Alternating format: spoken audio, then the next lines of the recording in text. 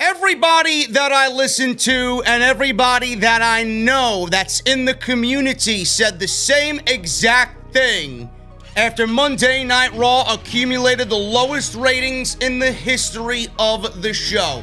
Things need to change. The show is too long. Vince McMahon needs to relieve power of himself over creative for Monday Night Raw to start seeing change. We all know this. We all know this, no question. Then there was a report that Vince McMahon gets it, that management gets it, and out-of-the-box ideas will be seen moving forward to help aid a dying Monday Night Raw program on the USA Network. Then we watched Monday this past week, and it was just as bad, if not worse, than the week before, which, by the way, was the lowest rating in the history of the show. So what is WWE's answer to a 1.5 history-making low for Monday Night Raw? Is it to fix the show for the better? Is it to concentrate on building for the future and pushing new stars? Is it about consistency, long-term storytelling? Maybe upper management realizes that they can't do a good job anymore. Which one of these is going to be the idea that they move forward with to help make Monday Night Raw better? The answer is none of them. The answer is none of them. Their answer to a dying product is, let's bring back Hulk Hogan. Let's bring back Sergeant Slaughter. Let's bring back Ric Flair. Let's bring back Tori Wilson. Let's bring back Tatanka. WWE has announced a Legends Night to help aid the dying ratings on Monday night. And Vince McMahon came out and said, reportedly, that this is going to help the show. They feel in upper management, this is going to help the show. They have high hopes for new record highs for Monday night. This is absolutely a deviation away from where we need to be. This is absolutely 100% a sabotage of the WWE product. We're going to go over this, and we're going to take a trip back into the time machine and really show you how Monday Night Raw's ratings have declined year over year over year with this specific gimmick on Monday night. This is shaping up to be a colossal failure, and if this doesn't wake WWE up, absolutely nothing will. We're going to go over that, plus your week in review for WWE right here on Off the Script.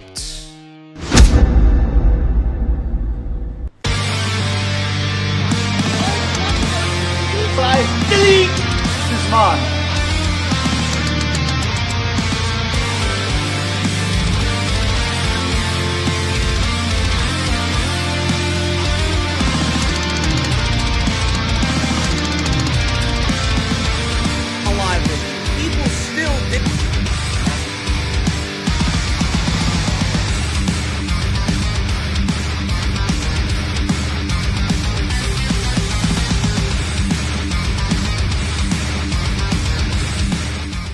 What is going on, guys? Thank you so very much for joining me right here on Off the Script. This is episode 357 for your Saturday, December 26th, 2020. I hope all of you had a very, very Merry Christmas.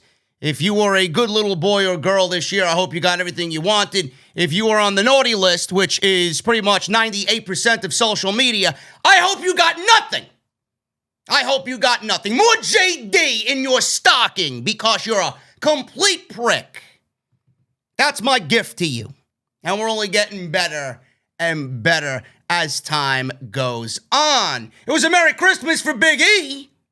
He won the Intercontinental Championship away from Sami Zayn, as I predicted. I mean, I'm probably not the only one that predicted that, but I knew WWE was going to do something about having everybody go home happy on Christmas Day, and it just seemed like the right opportunity to take the Intercontinental title off of a Sami Zayn character that WWE clearly has no direction in. So that was last night. If you missed my review for Smackdown live right here on the channel, Christmas night, I never stop working, man. I'm harder working than Santa Claus.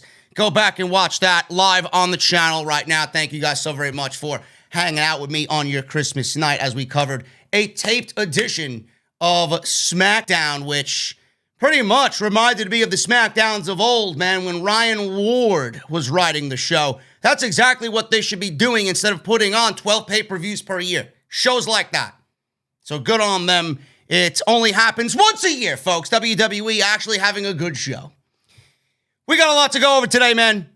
WWE, like I said in the outset, has high hopes for this Legends Night edition of Monday Night.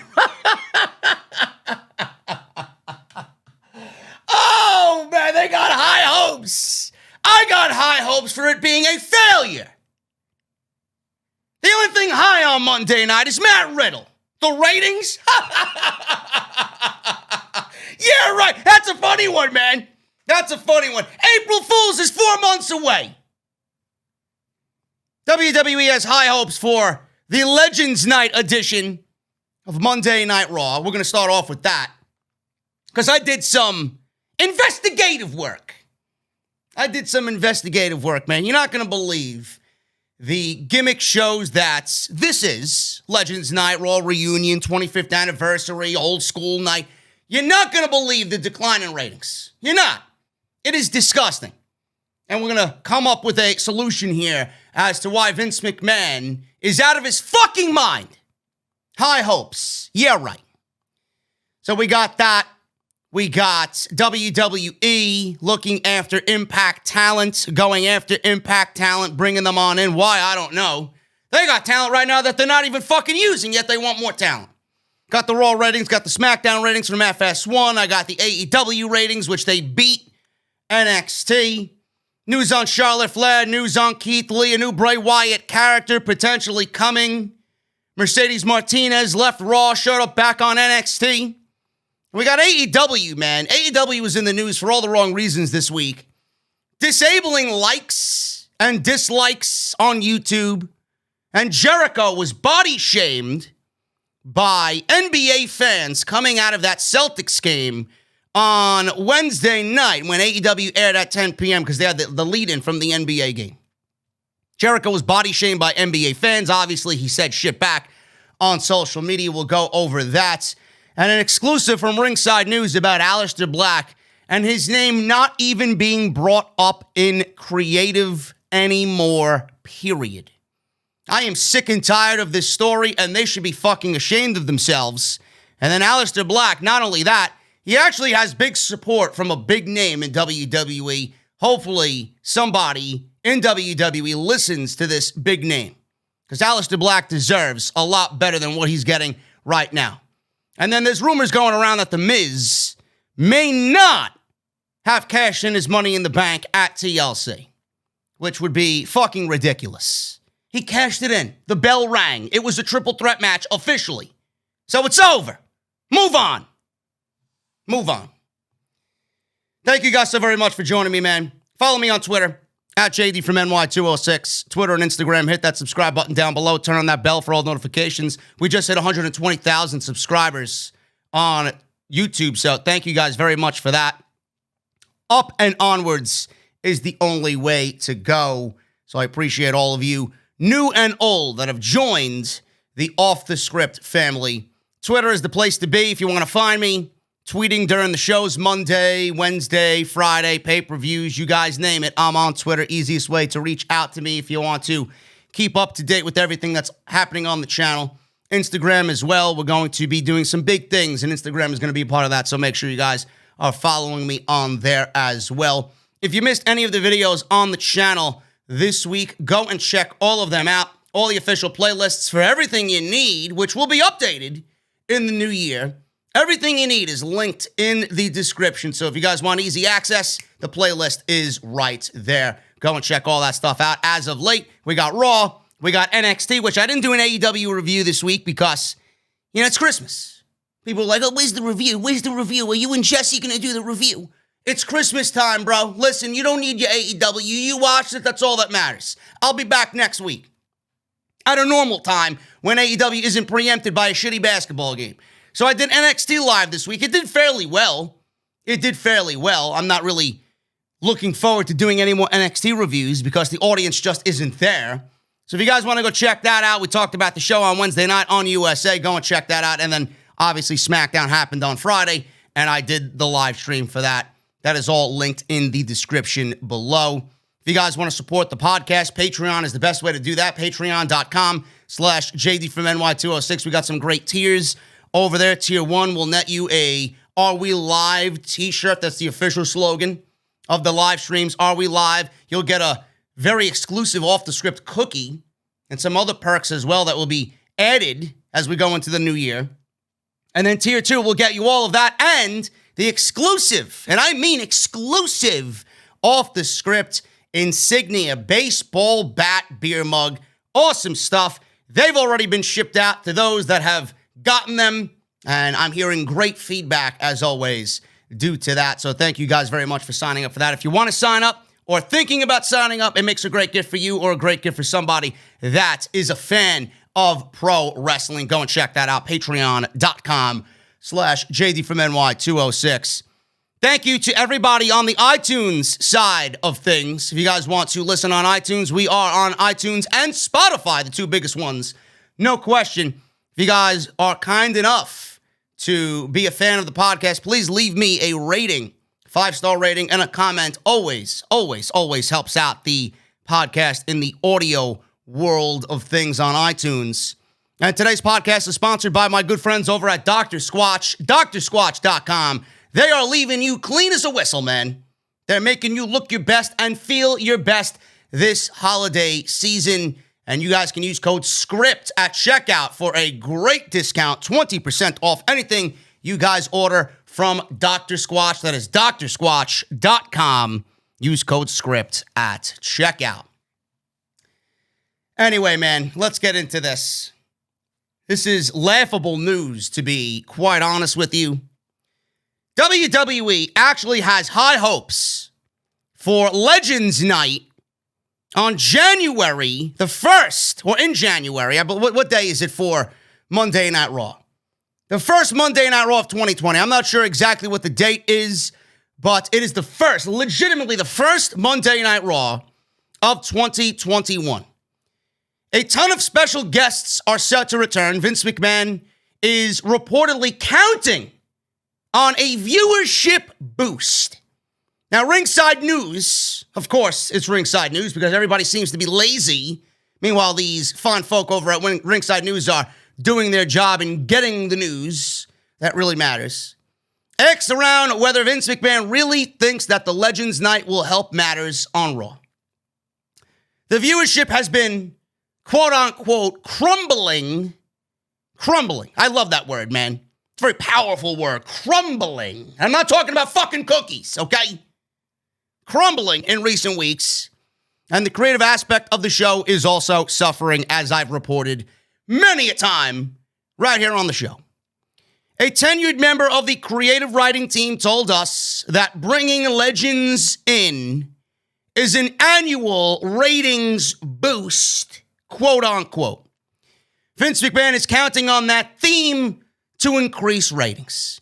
There wasn't much optimism when it comes to sustaining that higher viewership number, though. It was also reiterated to us at Ringside News that, quote unquote, the creative process in this company has completely fallen apart, end quote. Yeah, thanks, Bruce. Thanks, Bruce. It's fallen apart because you need to feed your massive fucking ego, which is second to none next to Vince McMahon. There does not seem to be any real plan to improve ratings, but there is always a hope that it will happen. You know, WWE hopes it will happen. I never once in my life sat here and, came to the conclusion that, you know what, I'm going to hold off on doing something because I hope it's going to happen. I mean, who the fuck are these people? You're hanging on, boosting ratings consistently for Monday Night Raw, and you're basing that off of a hope? You're basing that off of hope. You got to go out there and acquire it for yourself. You got to go out there and get it yourself. You got to go out there and make it happen. Nothing is just going to happen because you want it to happen, because you pray for it to happen. It's going to happen when you start putting work into making it happen. It's fucking ridiculous. That's the mentality in the company. Yeah, they hope ratings are going to increase. Are you fucking serious? I hope they fail. That's the only way they're going to learn. I hope they get worse than a 1.5. I hope this show bombs on whatever Monday it happens in January. Bombs. And I'll be laughing here with a cold beverage with my sunglasses on as it fucking explodes right in front of me. WWE has confirmed the following names. January 4th is the date. There you go. January 4th. I hope it bombs. Hulk Hogan. These are the following names confirmed. Hulk Hogan, Ric Flair, Kurt Angle. Because we didn't see enough Kurt Angle when he was the GM of Monday Night Raw, right? Yeah, what a fucking exciting time that was. Then he had to relinquish power to Baron Corbin. Beth Phoenix. With her being there, I would assume that Edge. In fact, I could see this entire show being a thing built around Edge. And him being there to confront Randy Orton. Beth Phoenix, Tori Wilson, Big Show.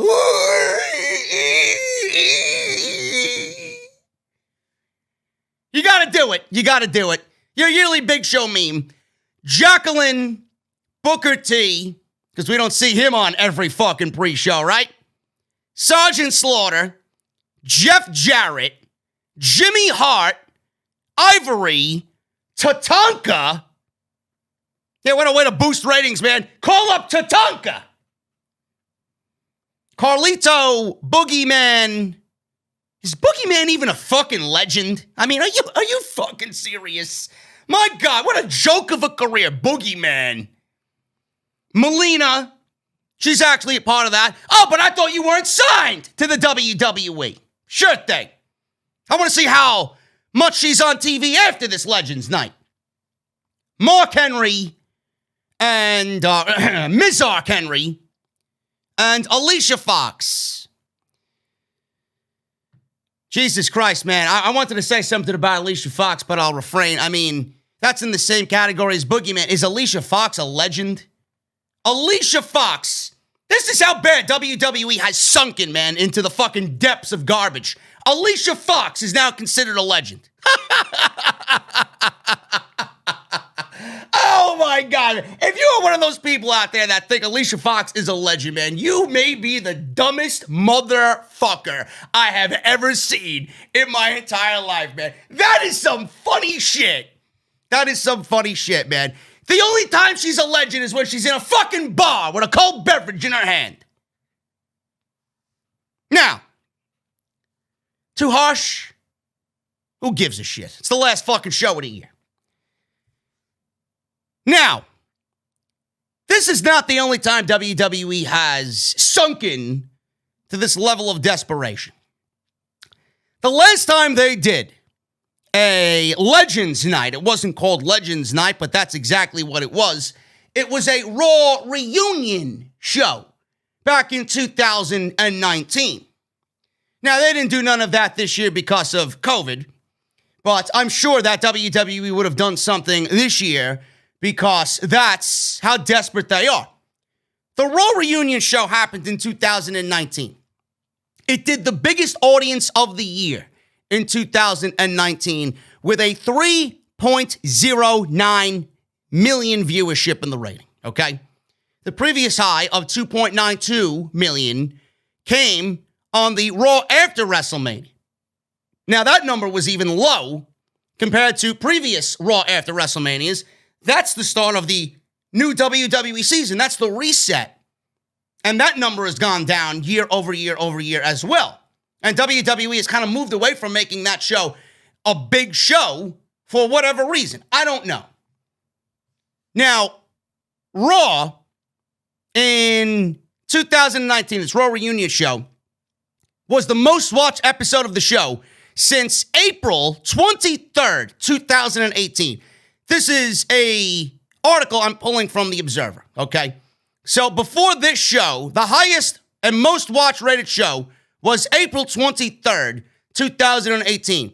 It was not only the highest rated show on cable for the night in which it happened, it beat Hannity on Fox at 3.04, but it also beat everything except ABC and NBC on television head-to-head. So that was the Raw Reunion show in 2019. This was a 3.09 million viewership. Did WWE in any week this year come close to a 3.09? The answer is no. The answer is no. So based off that, with that show being one of the highest rated shows in 2019, WWE didn't even come close to reaching that 2019 high. Okay? Now, WWE had a 25th anniversary special, and this was back, I believe, 3 years ago, if I'm not mistaken. There was a 25th anniversary special, which was, it was good. It was good. They emanated from the Barclays Center, and they emanated from the Manhattan Center, where Monday Night Raw was born. And I believe, I could be wrong on this. I don't remember if WWE has done this before, but on this type of scale, with this type of coverage, I think the last time that they did it was when they emanated WrestleMania from multiple locations. And that was back during WrestleMania 4. Now, this 25th anniversary special emanated from the Barclays Center and the Manhattan Center, and it drew 4.530 million viewers. Now, that was up 39% from the week before that show happened, which was a 3.250. That was just a regular edition of Monday Night Raw. Look at that regular edition of Monday Night Raw, and then look at the Raw Reunion show in 2019. Where did all those people go? Where did all those casual people watching Monday Night Raw go? And that was a 3.25 million viewership, which was the first time Raw hit 3 million viewers since November 20th in 2017, which was a 3.074 million. So they did a 3.2 the week before the 25th annual show. And then that was the first time Raw hit 3 million since November 20th, 2017 at a 3.074. This is the first time Raw has hit 4 million viewers since the post-WrestleMania episode of 2016. It was the best number for the show since April 14th, 2014, which did 4.77 million viewers. Now, that show had a main event segment with Kane, Braun Strowman, Brock Lesnar, special appearances by several legends and WWE Hall of Famers, including The Undertaker, Steve Austin, DX, Chris Jericho, and more. Now, the last time WWE did a gimmick, old school reunion, Legends Night was March 4th, 2013, before that 25th anniversary show. The ratings for that show were a big success. I actually enjoyed that show very much because what is old is new. Some of the ideologies and some of the gimmicks that they used back in the day would be great if they actually reprised them and made them new again for the modern day, but they don't think that way. They don't think that way at all. Now, the old school Raw on March 4, 2013 did an average of 3.54, and that was an average of 5.01 million viewers over all 3 hours of the show. The hourly breakdown for old school was 4.96 in hour 1, a 5.23 in hour 2, and a 4.84 million viewership in hour 3. So they averaged a 3.54 rating for old school Raw. That was March 4, 2013. Monday Night Raw this year has accumulated, if you look at the top 10 ratings, lowest ever for Monday Night Raw, every single one of them will be in this year alone. I know there are people out there that don't get it, they don't grasp it. I get that people like this type of show. That's fine. But I can also sit here and throw it right back at you and say that you are a detriment to the actual product. You do not want the actual product to grow. You do not have the best interest at heart for Monday Night Raw. And neither does Vince McMahon. All this show does, all this Legends show does is prove to everybody how absolutely creatively bankrupt they really are. You are doing absolutely nothing for the future of this product, for the future of this company, for the future that you have at your fingertips in every man and woman in this company. Because you've gone back and done the same thing over and over and over again. You have a heavy reliance on the names of old to generate interest for today's product. You're not putting the men and women of today's product out in front for people to fall in love with like you did of everybody else that you've brought back. All the legends that you're bringing back. You gave them preferential treatment time and time and time again, more so than the current crop of talent. You never even gave these men and women the opportunity unless they're on WWE's elite list, which is you know who. I don't have to go over who's on that list. But if you're a young and upcoming talent that hasn't received an opportunity, how many times do you have to sit by every single year? This is not the only time it happens. What about WrestleMania? WWE every single year loads up WrestleMania with 5, 6, 7 of the top matches, and every single one of them include a legend or somebody in the business right now that is semi-retired but not retired completely and wants that big WrestleMania payday. So not only do these talents, not only do these men and women have to go through gimmick shows or gimmick Raws like this, then they also have to worry about having their WrestleMania spot taken away. How many times have you put the current crop of talent ahead of everybody else that is no longer in this business and no longer generating interest for your weekly shows, 52 weeks a year? You barely do it. Not even barely, you never do it. I don't know how they could sit there and hope for something to change when right now there is no hope in that locker room. Aleister Black has no hope. Ricochet has no hope. Mia Yim, Dominic Dijakovic has no hope. Mandy Rose has no hope. Every woman not named Charlotte Flair, Asuka, Sasha Banks, Bayley have no hope. Everybody on NXT probably has no fucking hope because they know when they get called up to the main roster, what's going to happen? Their hope is going to be fucking crushed. You're hoping for something to change, but you're putting more effort into bringing legends back to get a cheap rating for 1 week so you can shill it to your investors, so you can shill it to USA Network. Hey, look, we're trying. And then the suits and ties, all they see is fucking money or ratings. Oh, look, the ratings were up. The ratings that really should matter after January 4 is what happens on January 11th. That's the next time you should look at the fucking ratings. How much of that audience, how much of an increase are you going to see from a 1.5 on the January 4th episode? I am making a prediction right now. They barely break a 2.5. They barely break a 2.5. Is that going to be touted as a rating success? That's even more of a failure than anything. Then you're going to look at the January 11th episode, and they still may be above a 2 because it's Royal Rumble season. This is the time in which their ratings have to go up. Have they mentioned anything about the Royal Rumble? Have they done anything as far as change? Have they gotten people excited about the current product or the current television program? No. Nothing. That's the rating you need to look at. I don't want to hear anybody. I don't want to hear a fucking word out of anybody's mouth. Oh, look, ratings are up. So what? So is my fucking cock. It's up when I get aroused. So what? This is not going to do anything for anybody or anybody watching this show. You think the fans are stupid? You think the fans are stupid when they watch this shit? You don't think people are quick to realize? You go look at the threads on Twitter.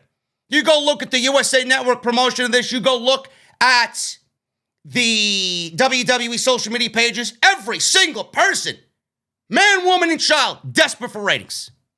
WWE is desperate for ratings. They all see it. So why doesn't Vince McMahon see it? Why doesn't Bruce Pritchard see it? What exactly are you doing here? Everybody that I just named times 20 is going to be sitting in that back. Now, I don't know what they got planned for the show. The fuck do I care? What do I know? I don't work there. They could build these legends on the show, right? Or they could build a young talent around the legends. They can incorporate them into segments, and WWE could really showcase the up-and-coming talent through the legends, and the legends can try and get them over in a segment or something on the show. Fine.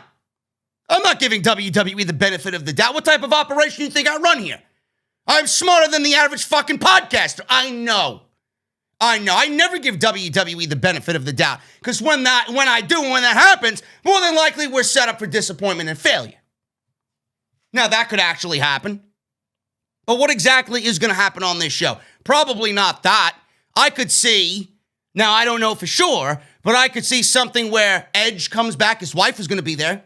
Edge comes back. He starts up the feud with Randy Orton again, and they build towards their maybe Royal Rumble match, maybe a WrestleMania match. Who the fuck knows what they got planned? Nobody knows what they got planned. I don't even think Vince McMahon knows what the fuck he wants to do at WrestleMania. I could see something like that. But you're going right back into the same boat anyway. You're not building future talent. You're building Edge and Randy Orton that everybody's fucking sick and tired of. They're not doing anything new. You're not doing anything new. And these gimmick shows, they only are for the night. Can't really gauge the success of the show or the show being better on these gimmick nights, these reunion shows, these legend shows. It's just mind-boggling how everybody knows, every fan, executive, they know the show is garbage. The show is struggling. And everybody is waiting for WWE to fix what is obviously wrong with the show. And this is what they've come up with. Of course there's going to be backlash to it. You're showing everybody that you don't want to change. That's what this does. You're showing everybody that you don't care about the actual crop of talent. That's the one thing you come up with. Now, I don't know if this is Vince McMahon's idea. I don't know if this is Bruce Pritchard's idea. More than likely it is. I don't know if this is USA Network's idea. I don't know if it's a culmination of ideas between all three parties. I don't know. Nor do I care. But somebody, whether it's the McMahon side or the USA Network side, somebody needs to be fucking fired. That's all I know. I don't give a shit who it is. Whoever came up with the concept is a fucking idiot. USA Network reportedly is upset at the ratings. There was a report going around that USA Network is wanting WWE to get more dark. They want them to go more TV-14 with their product to generate interest. They want them to get more mature with their product. That was reportedly false by Dave Meltzer. Meltzer reported that and said, nope, that was absolutely not true whatsoever. He's saying that USA Network is probably very disappointed in the ratings in what's happening with Monday Night. Monday Night Raw is still the highest rated program on USA Network. That doesn't really bode well for the overall programming on USA Network if Raw is your highest rated show at a 1.5. But it's not even supposed to be gauged on that aspect. USA Network as a network in general sucks. I don't watch anything on USA Network except WWE television. And I only watch WWE television because I got a fucking product to produce for you guys here. And if I didn't have this show, I wouldn't be watching. As would other podcasters. They all say the same fucking thing. You couldn't catch me dead watching this show if I didn't have this podcast. I don't watch anything on USA Network. 1.5 is the highest rated show on that network. So what does that really mean? We're not looking at it, gauging USA Network's programming. We're looking at it gauging WWE's decline. I just went over stats here, talking about 3.2s and 3.5s and 5.0s in previous years. Now we're talking about a 1.5, and WWE is going right back to their fucking cookie jar of legends. What do you think? You're miraculously going to get a fucking 4? You're going to trend upwards like you did for that debut episode of Fox Smackdown last year? When you had Dwayne Johnson and Cain Velasquez come out What happened after that? They went right back to the fucking USA rating they were getting with Smackdown on Tuesday nights. Nothing in this boat with Legends is going to work. You need consistency. You need future. You need to do exactly what I said. Everything that I said. The majority, now I didn't say everything's going to work, but the majority of what I said is factual information that the majority of the people listening to me agreed with. End the brand split. End it. This USA and Fox dueling battle between networks. Oh, they want specific talent. USA wants specific talent. They want this talent. They can't have that talent. Yada, yada, yada. Gotta end. It's gotta end.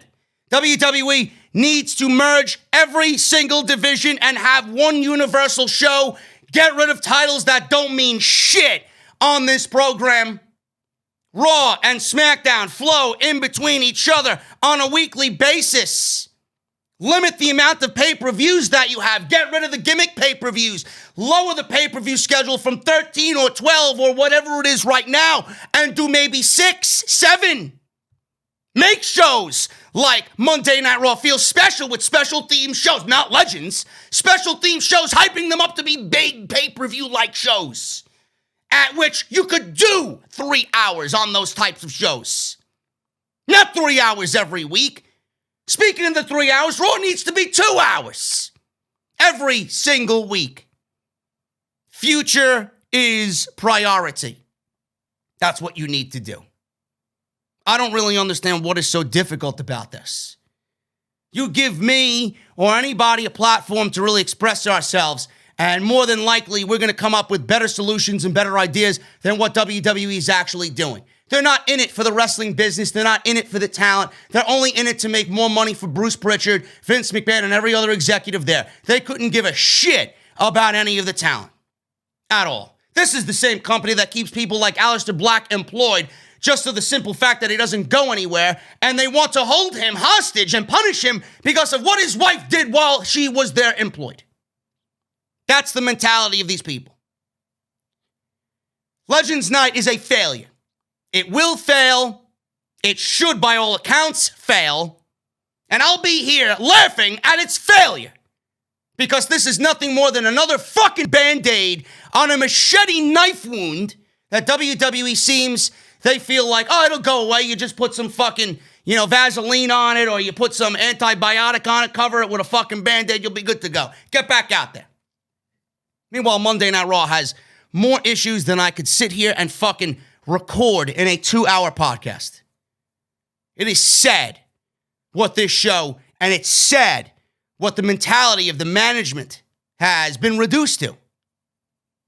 Bringing back Tatanka and Sergeant Slaughter for good old fucking, oh, look, this is what the product used to be. This is who you used to fall in love with. I don't want to be in love with who I used to fucking be in love with anymore. I want to fall in love with the new talent.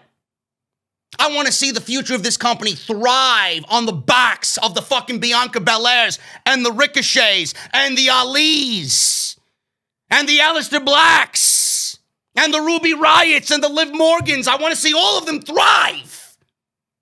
What you're doing is holding everybody, using everybody for your own personal game, and giving them nothing in return.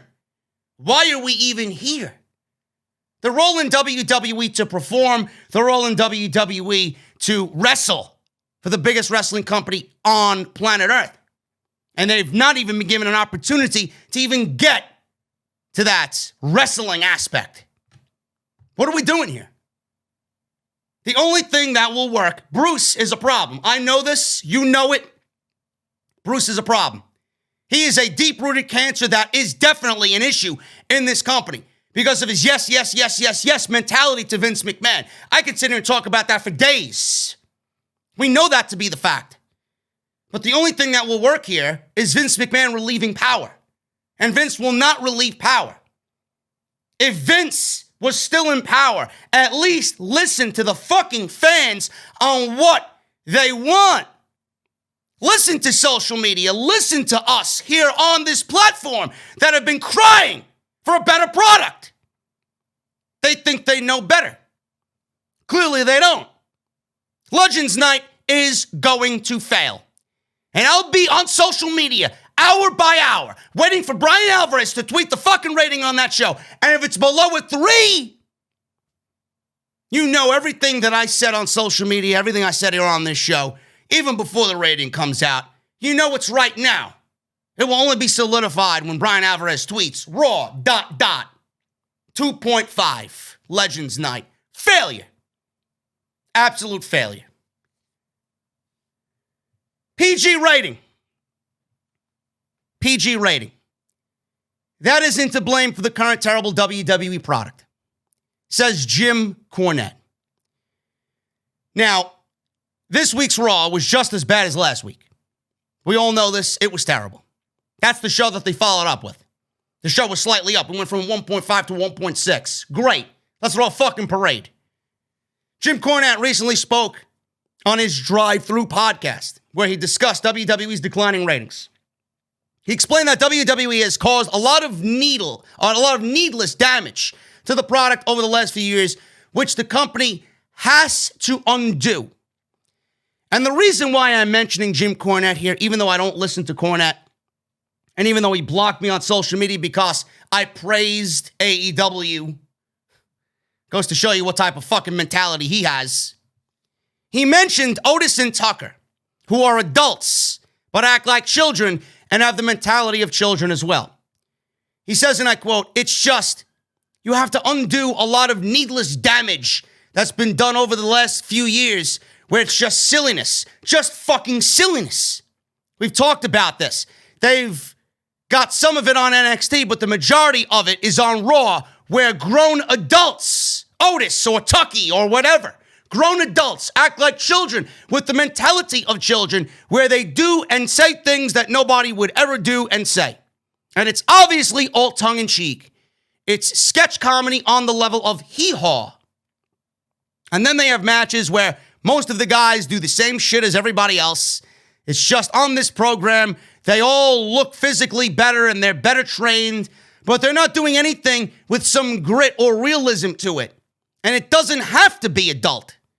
Cornette then addressed the general consensus that WWE is becoming, too childish, and that them becoming PG is what has led to the downfall in the ratings.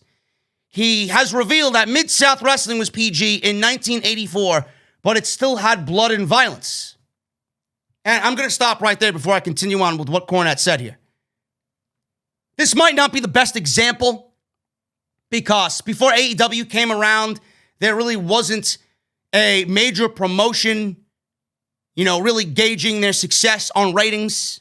Now everybody's ingrained in the Wednesday Night Wars. What's NXT doing on USA? What's AEW doing on TNT? We look at the Fox ratings for SmackDown. We look at the USA ratings for Monday Night Raw. The last time I said this, and I say this all the time even now, because I go back to it and I use it as a footnote. When Tommaso Ciampa and Johnny Gargano were leading NXT, and you had the Blacks and the Ricochets and the Bobby Roodes and the Nakamura's there, and you had all this prime talent, you had Undisputed Era just coming, into the NXT brand, and Adam Cole was there, and Velveteen Dream was the next big fucking thing in all of pro wrestling. Lars Sullivan was there. They made him into a monster. The Viking Raiders were there. The Street Profits were there. Tag team wrestling was thriving there. Johnny Gargano and Tommaso Ciampa led the charge on those shows. Ember Moons, Shayna Baslers, Kairi Sanes, all those names were down there. I said it then, and I always go back and mention it. It was a PG product. They never did anything out of the box. They never did anything, oh, it's got to be bloody. Oh, it's got to be violent. Oh, it's got to be this. It's got to be that. They never really did anything childish. You might have a laugh here or a laugh there. It might be, very, very kind of disguised in a promo. It'll make you chuckle or make you laugh. It might be a sarcastic thing that someone said. Whatever the case may be, they never go out there and act childish. You don't see people out there like the fucking Miz doing hey, hey, ho, ho, or your fucking music videos to some bullshit song. Whatever the case may be. NXT was always a PG product. It never really amped it up to a TV-14 product. No wrestling company needs to be TV-14. That mentality is so skewed And I don't really understand why people still to this day think, oh, WWE's got to go TV 14. They got to go back to the Attitude Era to have a successful show on Monday and Friday night. No, they don't. What did NXT do differently than Monday Night Raw and SmackDown? They didn't do anything different but the show. The basics of writing a good wrestling show. Create realistic characters. Create long-term engaging storylines that keep you coming back on a week-to-week basis. Treat everybody as an equal. Push talent and feature talent on the show weekly, getting them over via vignettes, in-ring promos, enhancement matches, and treat takeovers like a special show. Treat takeovers like, oh man, I have to watch this, because you only get 5 of them in the year. What did NXT do differently? They wrote a wrestling show. NXT was the hottest brand in the industry. And I'm including over Ring of Honor, over New Japan, over Impact, and over every other company that was still around during that heyday of NXT. During that prime Gargano, Ciampa, back and forth. That was it. That was the fucking upper echelon. That was the show. That was the brand in which all other brands were measured by. I'd come on here weekly and everybody would be excited for NXT. I'd come on here and review it, talk about it, love it, hype it up, speak positively about it. You got some bad seeds, vanilla midgets and fucking marks and this indie wrestling, all this other shit, all this negativity that you usually see from the fucking geeks with the IQ of a fucking pencil. I don't really care about those comments, but it was the upper echelon, and everybody wanted to hear about NXT. You went out of your way to watch that show weekly. I was one of the only people to watch NXT weekly and cover it weekly. Now I go live with NXT and I hear all the same sentiments. NXT sucks. NXT's not the same. And it's not because people are following my lead. This is how people genuinely feel. It's not the same. There's no long-term storytelling. There's no vision. Things are booked on a week-to-week basis just like it is Monday night and Friday night. No new talent has come to the forefront and really led the charge in making the brand exciting. Blame it on whatever the fuck you want. Blame it on COVID. That's a fucking minuscule excuse to use. Oh, they had no audience. Fine. Neither has AEW, but AEW still produced some of their best shows in the history of the brand this year alone. So what is it exactly? It all goes back to the storytelling. It all goes back to the long-term booking. It all goes back to planning on who you want out there, building your brand around talent, making it serious, making it real. You don't need blood. You don't need sex. You don't need violence. That's what people want. And for years, I was laughed at, saying if WWE merely took just a little bit, a sliver of what they do in NXT and applied it to the main roster, I guarantee you, you would see change. You would feel different about the show. And I don't even need to use NXT in that way. All you have to do is go back and watch 2016 Smackdown. How many times have you guys heard me on this show talk about 2016 Smackdown? I loved 2016 Smackdown after that draft. After that draft. How many of those shows were must-see show? Everything was just very reminiscent of NXT. Long-term booking, things mattered week to week, things felt fresh. Everything made sense. They got people over. You had the Alexa Blisses and the Baron Corbins and the AJ Styles and the Dolph Ziggler's and the Miz's. I mean, their tag team division was the Usos, Heath Slater and Rhino, and they got Slater and Rhino over on that show in that year. They made shows feel special. And then at the end of all that, they booked an end of the year show that felt like a fucking pay-per-view. And then they killed the brand with Jinder Mahal. I don't even need to talk about NXT. And that's when SmackDown was actually getting better ratings than Raw in 2016. Why was that? Was it because SmackDown had more talent that was must-see on Tuesday or Thursday night whenever they were emanating? Did they have better talent than Monday Night Raw? No. Monday Night Raw stole the draft in 2016. So why did SmackDown start getting better ratings than Monday Night Raw because they made a washable product. And Vince and whoever's in charge then, if they realized if that was something that continued, you would start to see the product grow and the ratings grow. Because you made a product that people wanted to watch on a weekly basis. People were excited about watching SmackDown. That's not something I can say now. Then Vince McMahon seen SmackDown getting ratings, better ratings than Raw. And what happened? They killed it. Oh, I can't have the B show getting better ratings than the A show. Then you know, you felt it.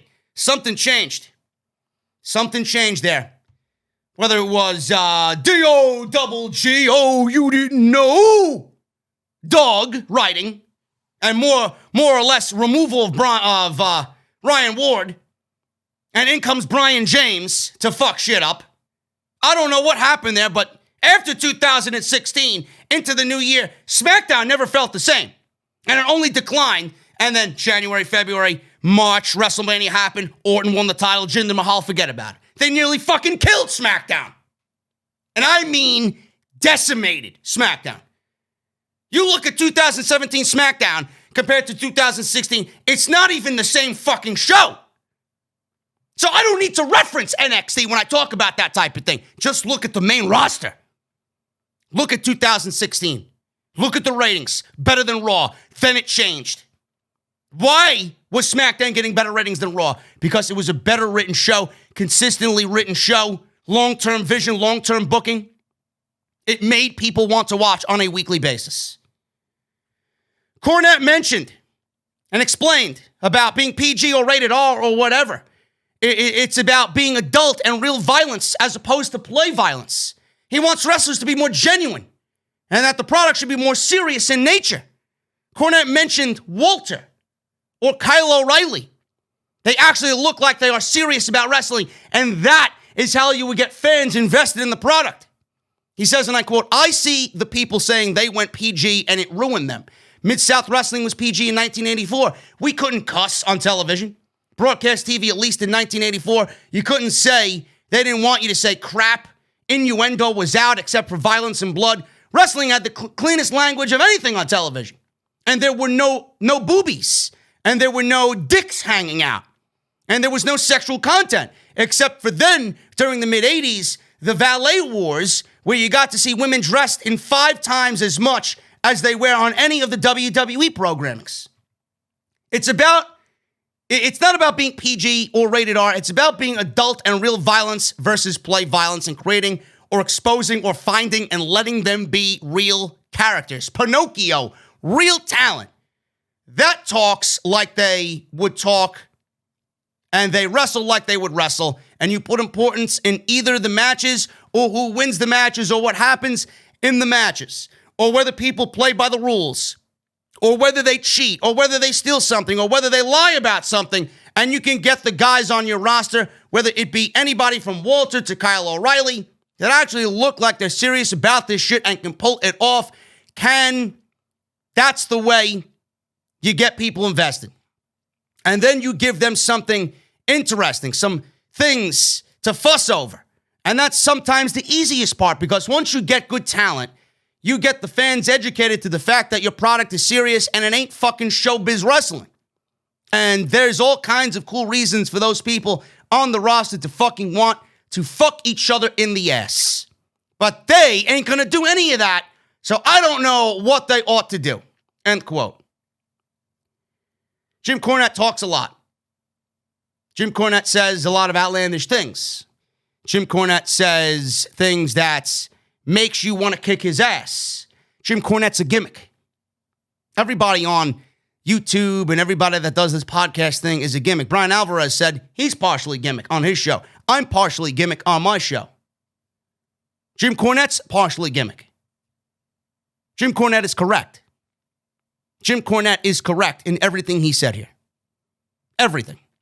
Everything that he said, think to what I talked about with NXT, led by Johnny Gargano and Tommaso Ciampa during their feud over the NXT title.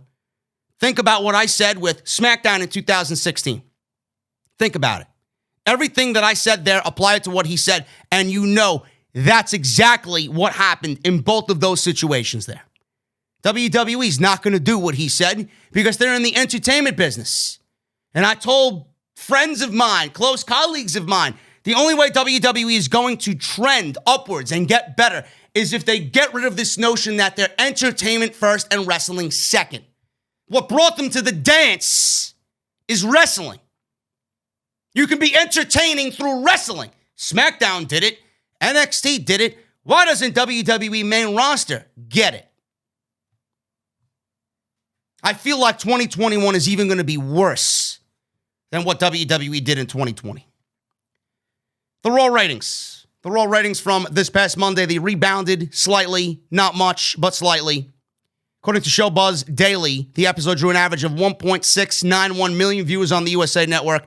This is up from the 1.527 million viewers a week ago.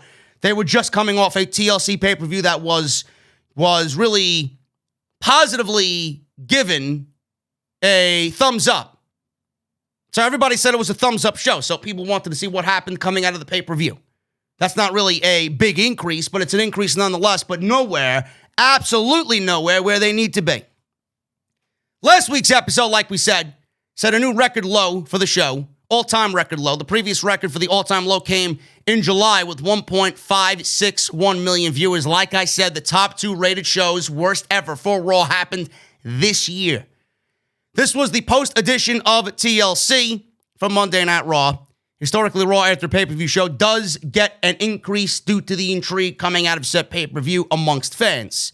It went up against Week 15 of the NFL, Monday Night Football, featuring the Steelers and Bengals that did 12.721 million viewers on ESPN. The demos and hourly breakdown for the 18 to 49 demos saw Hour 1 at a 0.53, Hour 2 at a 0.55, and Hour 3 at a 0.51.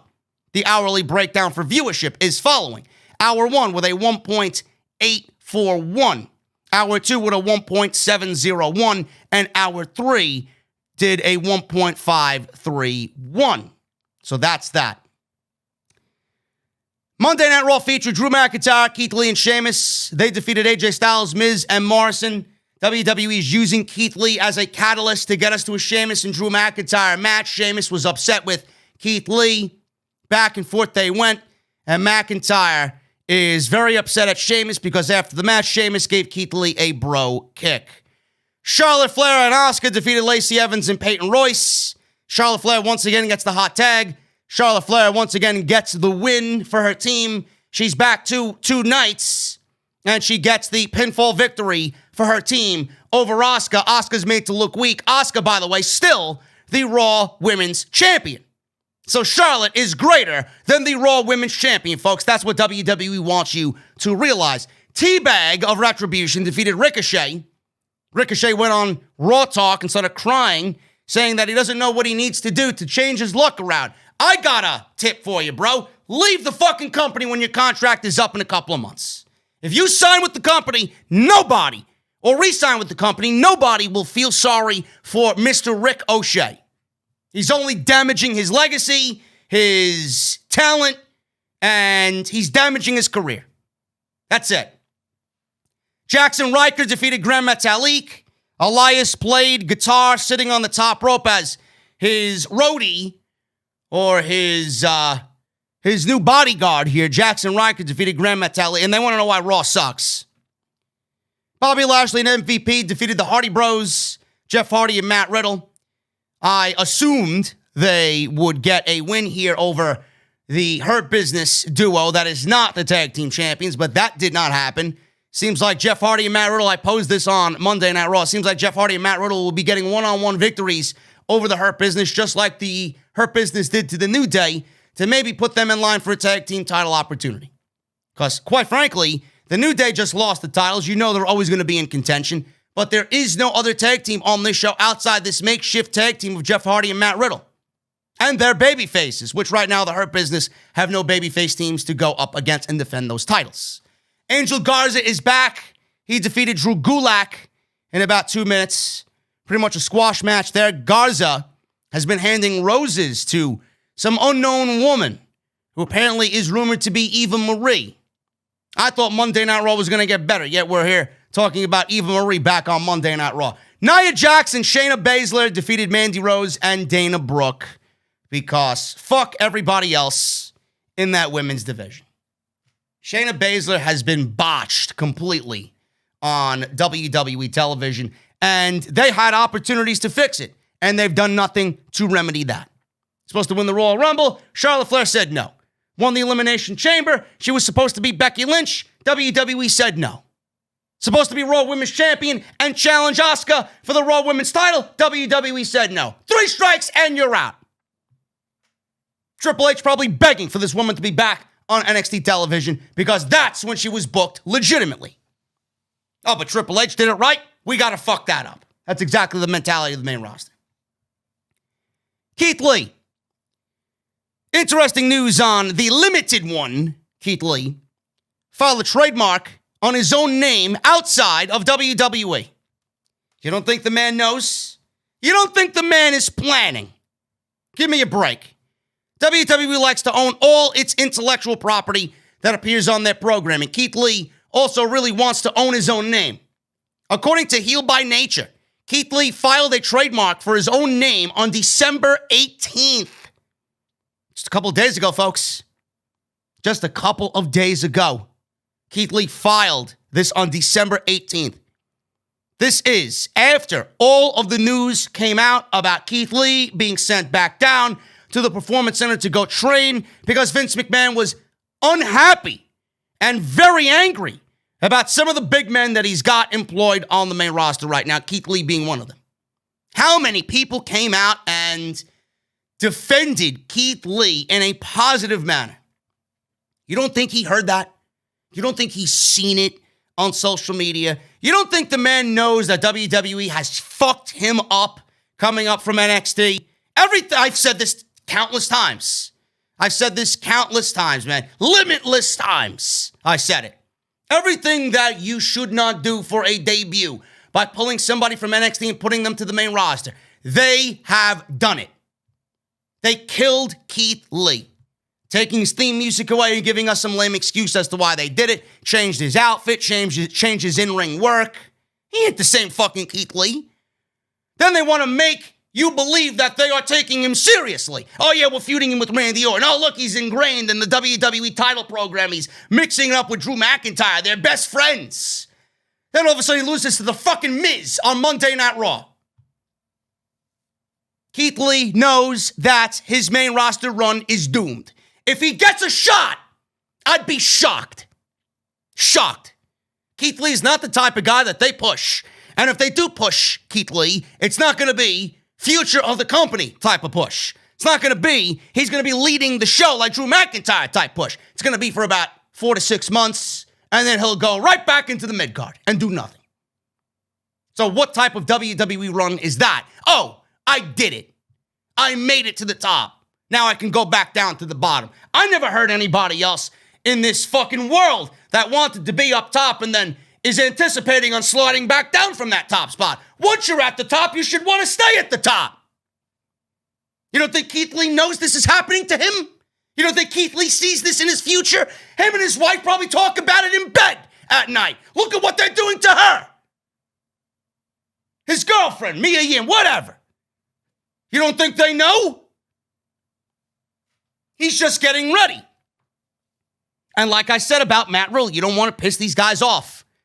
You want to make sure that they are with you. Book them right. Any type of deviation away from what they should be doing, based on the fucking talent and the hype around them. Look at what's going on. Look at Matt Riddle. Look at what they're doing with Keith Lee. You don't think these guys are going to be on their way out if this continues? AEW, I mean, give me a break, man. If Matt Riddle and Keith Lee are free agents, where do you think they are going? If Tony Khan ain't on the phone with them now, I'd be shocked. Lee also submitted a signed consent form for his own filing. WWE did not receive signed consent in their efforts to secure a trademark on Keith Lee's name.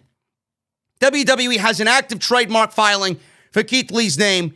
The United States Patent and Trademark Office is going to cancel that filing because WWE did not have consent from Keith Lee on file. WWE was sent a letter from the Trademark Office in December 2019, informing them that they need to get Keith Lee's signed consent. In June, WWE said that they were working to secure that particular signature. It has not happened yet. Good on Keith Lee for taking his career and his future into his own hands when WWE seems to be dropping the ball. Charlotte Flair. She was accused of lying, which I'm not surprised by, about her accolades on Monday Night Raw. Now, Charlotte was on Raw Talk. Good luck for anybody watching Raw Talk. I don't know how you do it.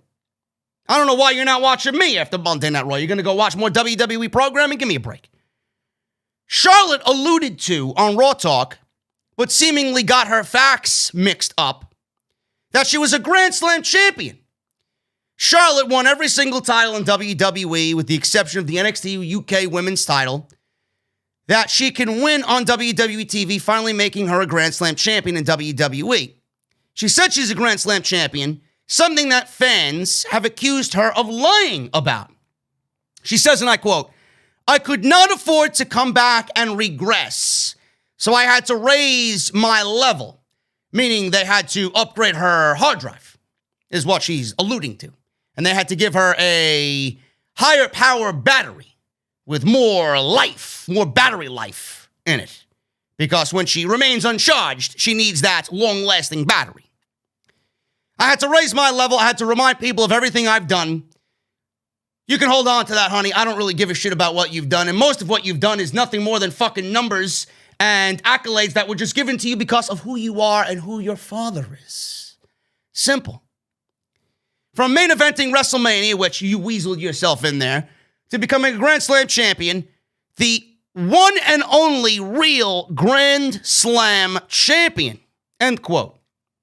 Now, for those that aren't aware, Sasha Banks became a Grand Slam champion when she won the Smackdown Women's title in October, while Bayley completed the feat way back in May 2019 after pinning Charlotte at Money in the Bank. The feat was also completed by Asuka, who added the Raw Women's Championship to her collection the night after Money in the Bank this year, when she was awarded the title by Becky Lynch, because Becky Lynch went on sabbatical for her pregnancy. However, it seems like Charlotte Flair may have called herself the only proper Grand Slam champion because she's won something else that Asuka, Sasha Banks, and Bayley all didn't do before the belt was retired in 2016, and that was win the Divas Championship. Now, we all know, folks, that this is nothing more than Charlotte Flair getting on the nerves of everybody.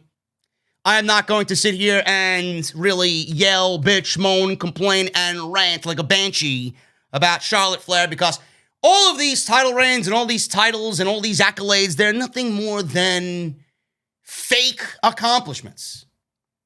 Well, what are they really in the grand scheme of things? Nothing.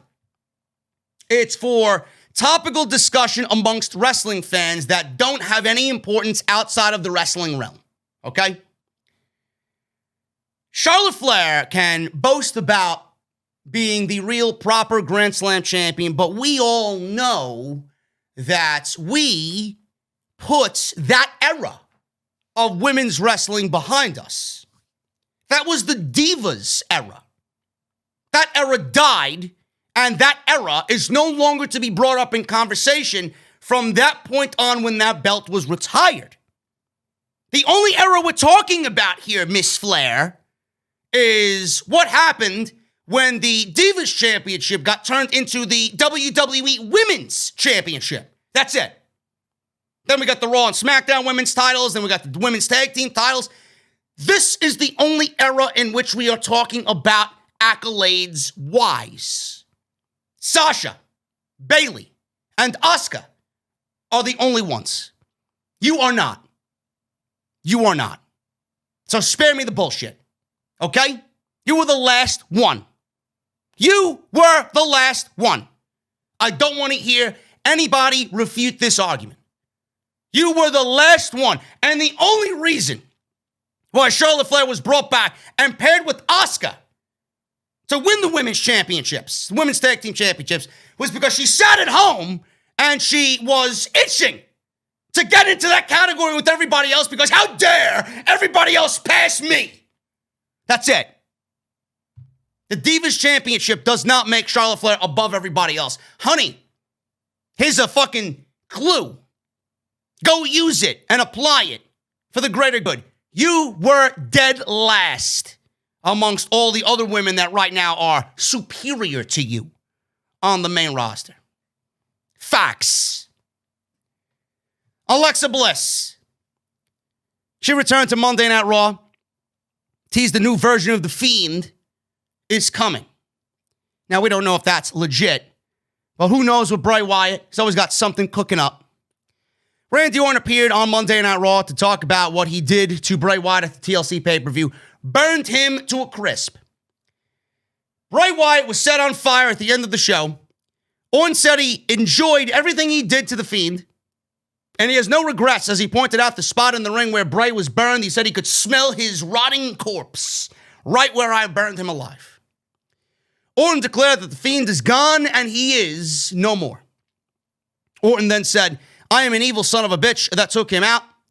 At that point, the lights went out. Alexa Bliss appeared in the ring with a playground set. She was on a swing. She said that he could be anywhere, including the beach, having, a nice day off, burning under the sun, or at his favorite restaurant, having barbecue.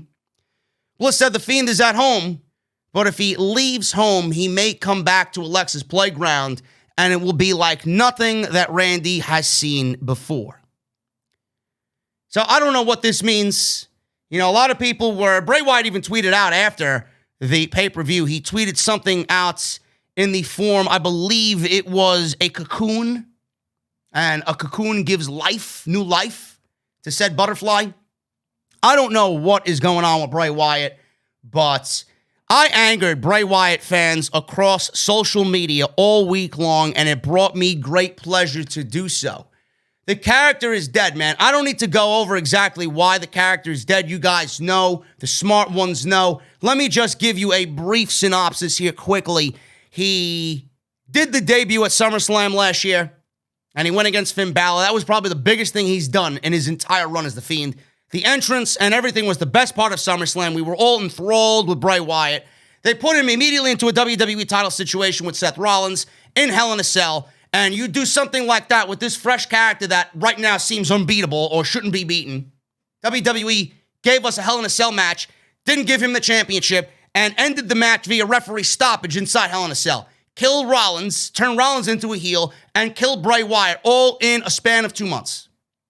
So he was off to the wrong foot already. Then WWE tried to correct the mistake and give him the World Championship at Saudi Arabia in a Saudi Arabia show in November, which they did. It didn't really do anything for Bray Wyatt.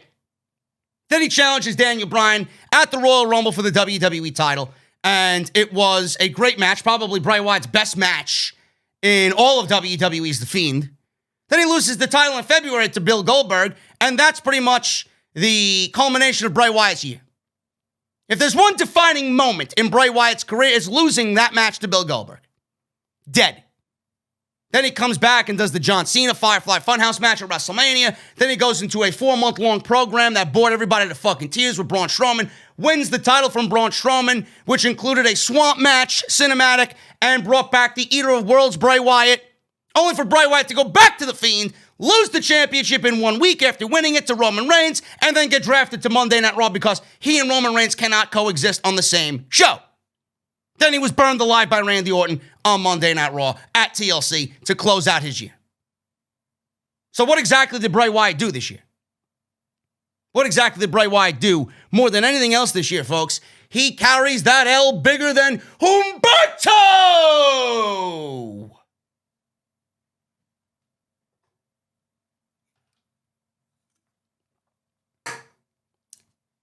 Korea. He is now holding real estate for the letter L in the alphabet. Bray Wyatt. So if he comes back or not, who gives a shit? Who gives a shit? This was a character that everybody fell in love with. This is a character that WWE's seen a lot of money in. This is a character that's seen WWE take it into their own hands and kill it on their watch. What do you think is going to happen when Bray Wyatt comes back bigger, better than ever, and he makes more money for WWE and gets more people excited, more so than The Fiend? What do you think is going to happen? WWE is going to take it and kill it. So when you ask me, JD, why aren't you excited? Reference this conversation I'm having with you right now. Give me a break. AEW Dynamite aired at 10 p.m. on TNT. NXT went unopposed on USA Network at 8 p.m. in their normal time slot and still lost.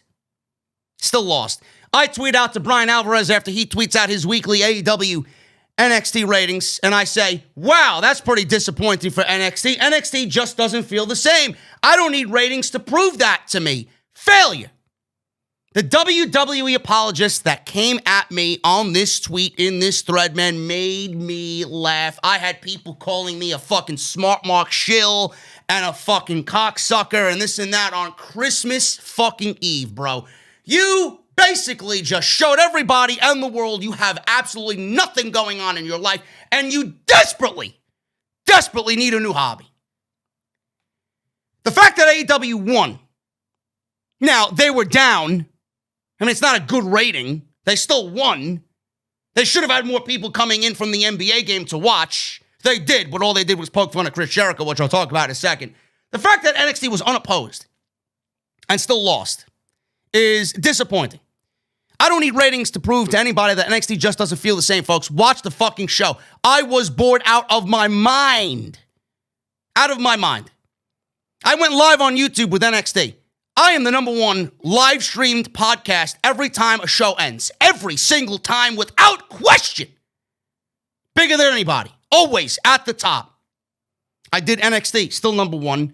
But when I do AEW with Jesse and I do NXT, the difference is vast. 700 live viewers for NXT. On AEW, I'll easily get about 1,200. Monday Night Raw usually nets me about 1,900 to 2,000. Smackdown usually gets about 1,400 to 1,500 because it's a Friday night and everybody's enjoying their Friday night. I don't need ratings to prove to me what's going on here. I could just look at my own analytics. I could look at the show itself on TNT and USA Network. They declined in viewership. Both shows declined.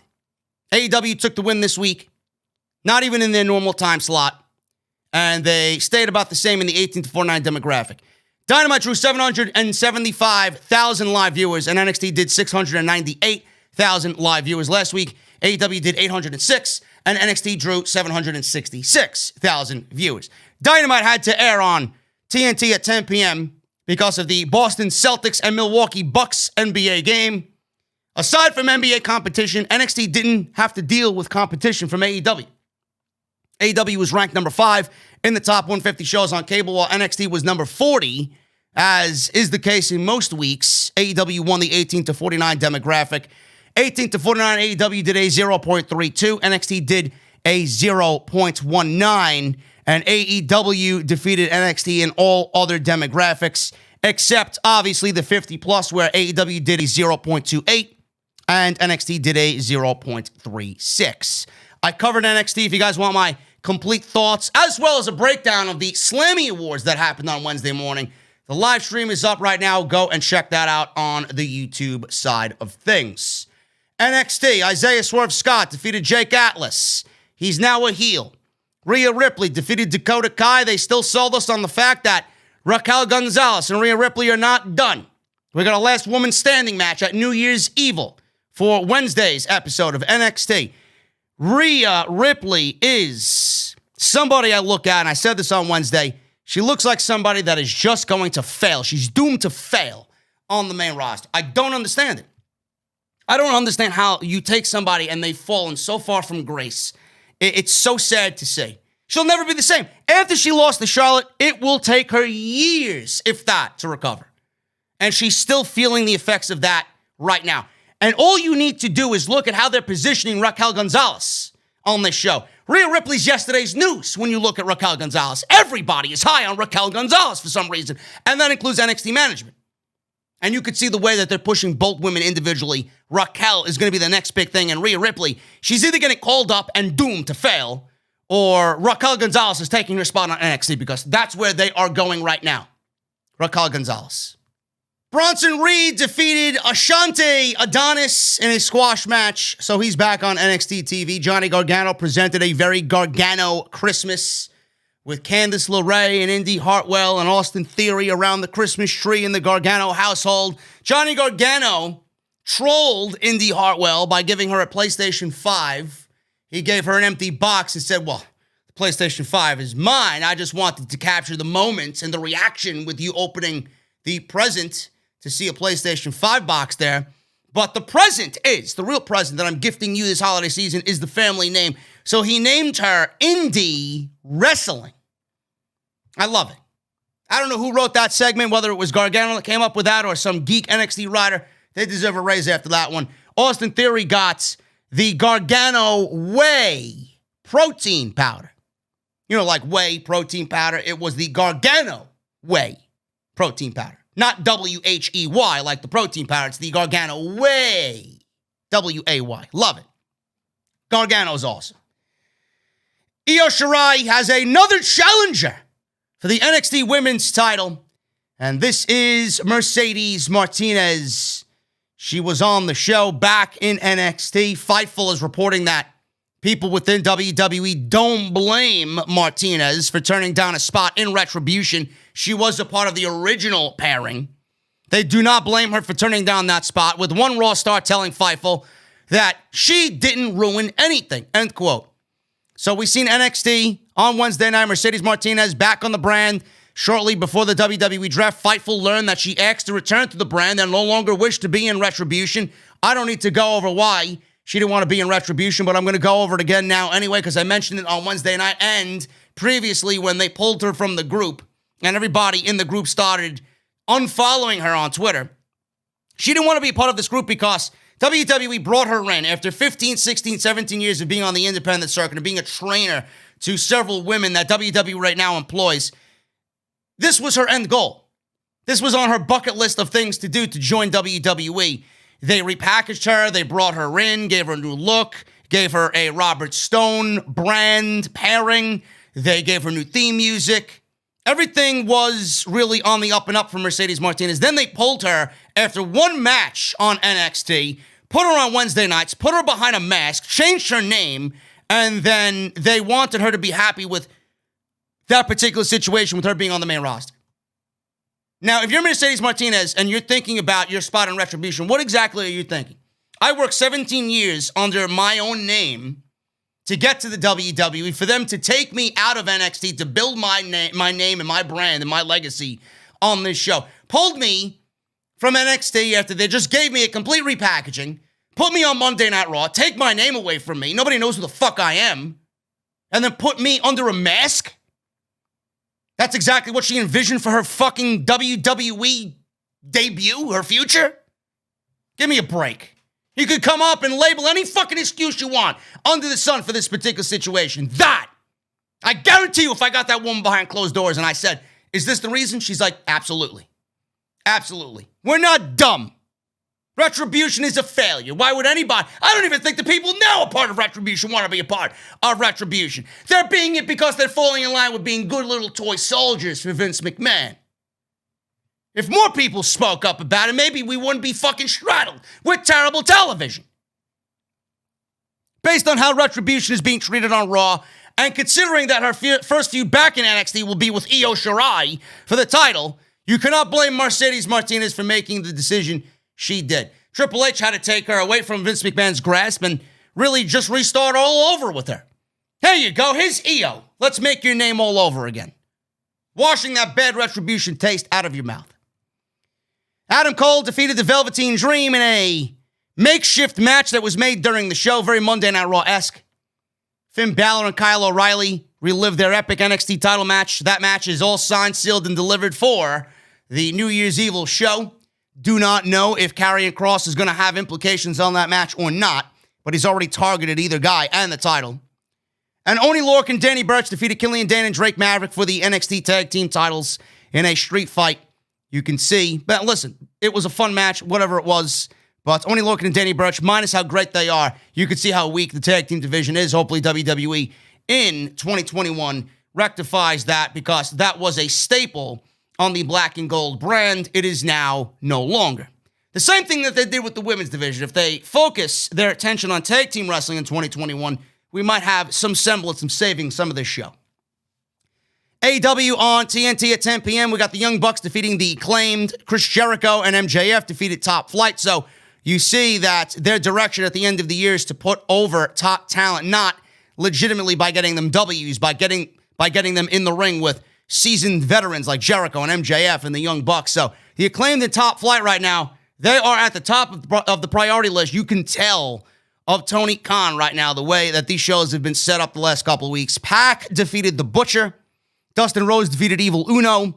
And I do still think that the Rhodes family and the Dark Order stuff is not done by a long shot. I do think that when we get Blood and Guts, it's going to be the Rhodes family and the Dark Order inside Blood and Guts. Jurassic Express with Marco Stunt back defeated Colt Cabana, number 10, and Alan Angels. Hikaru Shida defeated Alex Gracia.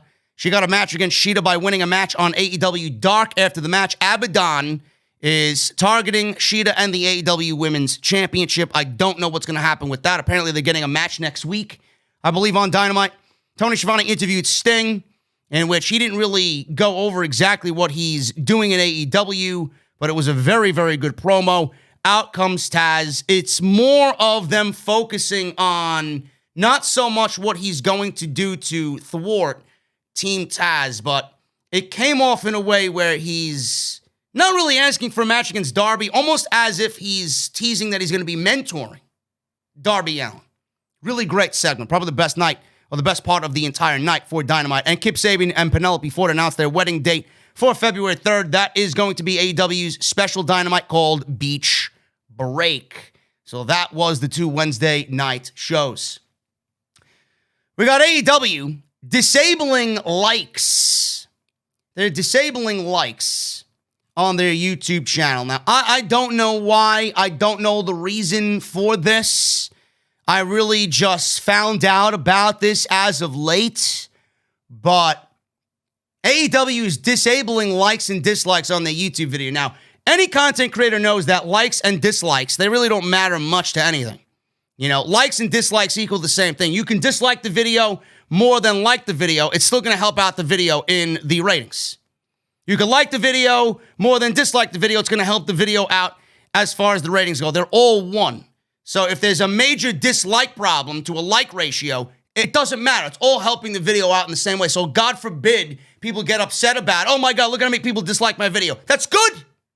That's good. That means YouTube is taking that analytic and people are now, at YouTube assessing the situation. Oh, look, this video is being thumbs up or thumbs down. There's a lot of engagement here. Same thing with the comments. The comments is probably more important. The more comments you see on a YouTube video, the better YouTube is going to say, you know what, maybe we should push this video in the recommended. So all that stuff equals in the same boat. But sometime since December 16th, AEW disabled the like and dislike function for their new YouTube videos. Older videos still have likes and dislikes. Now, fans can still click like and dislike under AEW videos, but they will not be shown to the public. You always have that option. If you're a content creator, you could go into your analytics and your creator studio and disable likes. You'll see them, but the general public will not. Comments are still enabled, but comments help Google's algorithm push the videos up with more engagement. The more comments a video has, the more popular YouTube thinks it will be, no matter the context. It's very interesting to see AEW disable likes and dislikes on their video. Now, Ringside News reached out for comment, but have not heard a response as of Christmas Eve. So they hope to update people on that situation. Now, it has nothing to do with the Chris Jericho situation because that happened on the 23rd. So if everybody thinking, they disabled it because of Chris Jericho's negative comments about him being fat and out of shape and him having a dad bod, that's not the reason. The only thing I could possibly come up with here is one of two things. One, they've all of a sudden turned soft, which I don't think is the case. Their mission statement was, this is a product for the fans, made by the fans. And if they deviate away from that, people are going to really catch on quick. There are a ton of content creators right now that are very pissed off because AEW is striking down videos, whether you're using footage of AEW, whether you're taking clips of shows and putting them in your videos. You can't do that. You can't do that. I've been lucky to not get a strike by YouTube yet in regards to AEW. AEW did give me a content ID claim for using a small clip of Eddie Kingston on the internet. And obviously he signed as a contracted talent to AEW. But they're claiming all monetization on that video now, but it doesn't really affect my channel. Which I don't give a shit. The video is like 3 months old. Nobody's watching the video now anyway, because after a 48-hour, 72-hour period, videos seem to just disappear into the abyss on YouTube. So by all means, fucking stamp your label on it and take the fucking money from the video that's being made since you stamped your claim on it. I don't give a shit. I made my money on the video. But with the comments and shit, that's one thing. The likes and dislikes is another thing. Fine. You striking down content creators is a bad look. The more publicity and the more traction you get from people like us and people in the community, the better off AEW is going to be. Any criticism is good criticism. Honestly. Any criticism at all, negative or positive, is good for the company because people are talking about it. And what does AEW have to be ashamed of anyway? So, do I think that they got soft? No. Cody Rhodes left a statement back in April. Apparently this was happening. And he says this is mostly due to TNT. They're paying a lot of money for this stock footage. They're paying a lot of money for this back catalog of AEW stuff that they accumulate week after week after week. So it's all on TNT. It's all on the network. It's not AEW. Cody came out and said then that it's not us. I don't know what this new issue is. But someone manually went into these people's videos in their catalogs and flagged down videos. But AEW has a right to. If you're using stock footage of Dynamite shows and promos that appeared on Dynamite, they have every right to strike you down. So you should know what you're doing as far as the content creation situation is concerned. But as far as AEW being soft, I don't think that's the case. What I do think this is, I honestly think WWE and the shills over there, they all flooded AEW's channels and said something about Sting. I really do think this is about Sting joining AEW. How many people watched that Dynamite? How many people reacted to that Dynamite with Sting showing up?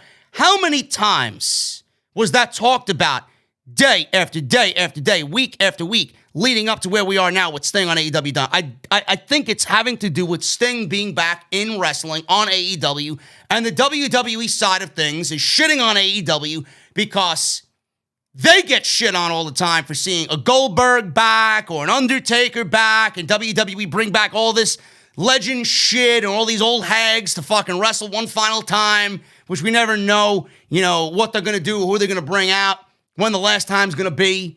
You know how many times WWE got shit on for using a legend?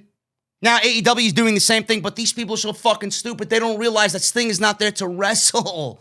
It's not there to wrestle. Why don't you let things unplay or play itself out, right? Why are you downgrading something when you don't even know what the fuck is going on? Let it play out for you. So that's what I think it is.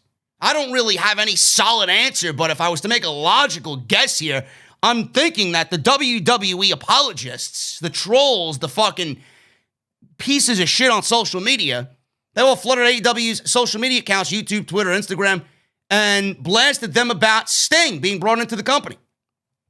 That's the only thing I can think of. It had nothing to do with Jericho and him being body shamed. None. Now, apparently Jericho was body shamed by NBA fans. He clapped back on Twitter. Jericho was a hot topic of discussion on Twitter on Thursday as NBA fans watched Dynamite for the first time, made fun of his weight and his body. Some came to the defense of Jericho, including ECW legend Justin Credible. Now it seems like Jericho himself has decided to respond to all the NBA fans who insulted how he looks. A fan on Twitter said that Jericho is one of the greatest wrestlers of all time, and it is in far better shape than half of the NBA fans who were trolling Jericho after Dynamite. The former AEW champion certainly saw this tweet and responded to all the fans who body shamed him. In a simple yet effective reply, Jericho said that he could perform more push-ups, squats, and sit-ups than all the trolls who went after him. Jericho ended it by saying he continues to draw record ratings and has a very thick skin, being a professional wrestler. He says, "Oh, they are. Well, either way, I can guarantee you I can do more time push-ups, weighted squats, and incline sit-ups than all of them and still draw record ratings. I have a really thick skin, kids." End quote. These are people that have not watched a wrestling program in years. They don't know what Jericho looked like when he was, in the height of his recent run when he was wrestling Omega in Japan. He looked great. He could still move in the ring, not as gingerly as he used to. He slowed down a lot. Jericho is still in great shape for his age. He's still a professional wrestler. The fact that he's still getting in the ring and performing at a semi-high level is an amazing thing to see. But is Jericho, listen, I'm not going to sugarcoat anything. Is Jericho somebody that AEW relies on? Yes. Could Jericho look a little bit better in the ring? Yes.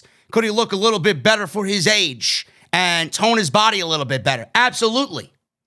Sal Rex, my graphics guy, sent me a picture of Ken Shamrock. He's 47 years old, and Shamrock is ripped to shreds. How he got to look like that, I don't know.